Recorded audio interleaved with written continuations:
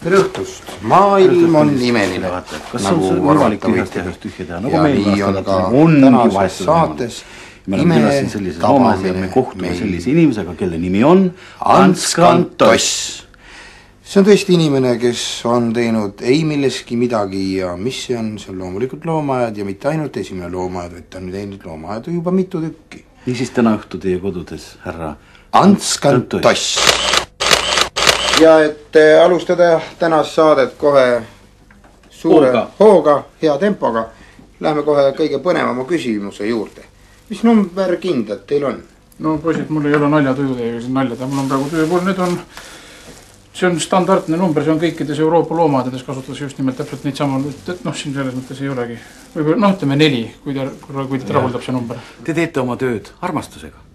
Võib nii öelda küll, et see on nagu kõikide loomapidamistega, et ega sa vihaga ei saa ju sigu pidada, kui sa vihkad sigu. Ma tahaksin küsida, mis viha tulemus on? Viha tulemust ma võin näidata, näete, siin on esimene, kui kaamera nüüd saab näidata. Meil on siin nüüd üks probleem, ma võin selle kasti nüüd lahti teha. Näete, siin on üks lind. Ta on, ütleme, ladina keeles, ma ei teagi, mis te näete. Ja ta tahab ära minna. Ta tahab ära minna, kuna on probleem, et ta ei tea, kes neist kahest on ta isa ja kes on ta ema. See vangutab pead, ei ole nõus. Ilmselt ta arvab, et tema ei tea. Ja see ei liiguta. See on tehtud tegelikult, selle ma tegin savist. Aga ütleme, aga paarituse, ta ei suhtle, eks ole, ta ei reageeri, kui sa talle pai teed, ta ei joo midagi, ta ei limpsi piima, ta mitte midagi, aga paaritab kui põrguline. Hoiame pinget saatel. Hoiame pinget. Mis asjad need on? Siin on huvitav asi. Mis sellega tehakse? Vaadake, on palju selliseid suuri loomi. Näiteks ma võin siin, siin ongi üks juhus. See on tavalise sookure pea. Pealuu, ütleme siis nii. Sookurega on ju niimoodi, kui sa tahad sookurge mõnda pehme loomaga paaritada. Näiteks, siin oli kuulda, et me tahame, tähendab oli üks tellimus ühele pandakarule, aga me ei saanud sookurge pandakaruga paaritada, kuna ta torkas juba selle nokaga silma välja. Ja nende tangidega siin võtsin sookurel peast alt kinni ja krõps paaritamise ajaks, pea ära. Ja pärast tuli välja, et seda sookurge enam vaja ei olnud ja siis see pea jäi mul siia nii-öelda näidiseks. Mis asi see on, see 2 otsaga? See on mingi põnev asi. Näitan teile seda ka. Näete? Nii. Lapsed, eks ole, vaatavad siin puuris nägid, eks ole, jänest. Nad on arvanud, et jänes on, eks ole, armas väike loom. Tegelikult jänese kesta sees on ju selline loom. Elajas. Selline elajas, jah.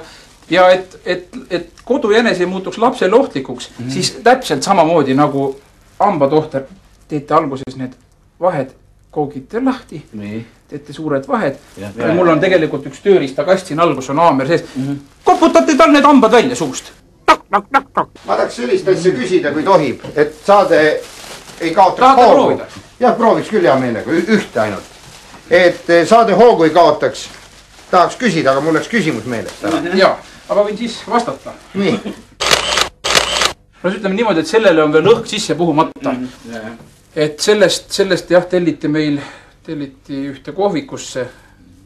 Algus nüüd ütlesin, nad ei tahagi, et ta väga liigutaks, aga lõpuks oli neil ikka vaja, et nad põhimõtteliselt tahtsid, et ta hakkaks arvet tooma restoranis. Et see klient ütleb, et palun tooge arve, siis restorani omanik paneb siia selle ogade peale talle arve ja siis tema tuleb köögist ja toob arve. Põnev. Mis on kõige suurem loom, mida te olete oma kätega teinud? Vaadake, siin on mul pilt seina peal, ma panin see. Vilhelm on ta nimi ja see on nüüd, ütleme nüüd oma kätega tehtud. Ja otsast lõpuni? Täiesti, absoluutselt. Ja tema tegemisest, siin on praegu, ma ei tea, kas kaamera nüüd näeb, see on nüüd mul vana pilt juba udune, aga siin on põhimõtteliselt näha.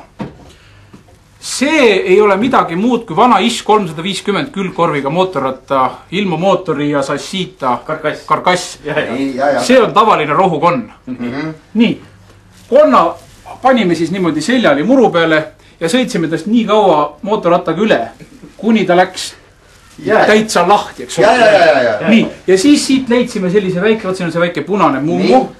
Nii, selle punase mummu paned siia sellesse kannukesse, nii, siis loksutad ja kui juba näed, et hakkavad silmad tekkima talle pähe, siis puhud talle siit elu sisse ja siin näete, need on paaviani, lapsed ja vaatas, persekarv.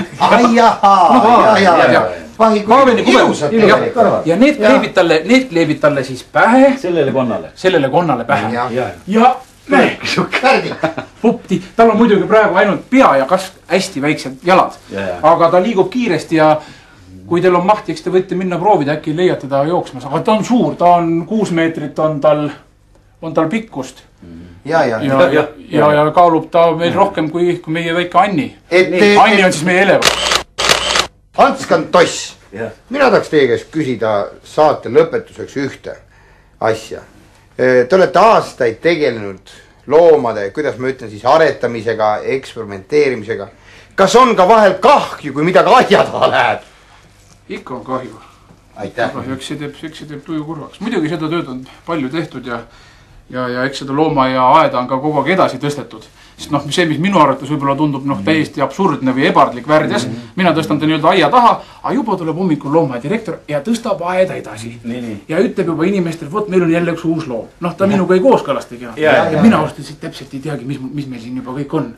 Et me alustasime, meil oli selline väike aed, kus oli Peep ja kast porgandit ja siis mõned klaastükid ja mõned ripstükid ja hakkasin peale ja siis Mati Kaal kohe tõstab seda aed edasi.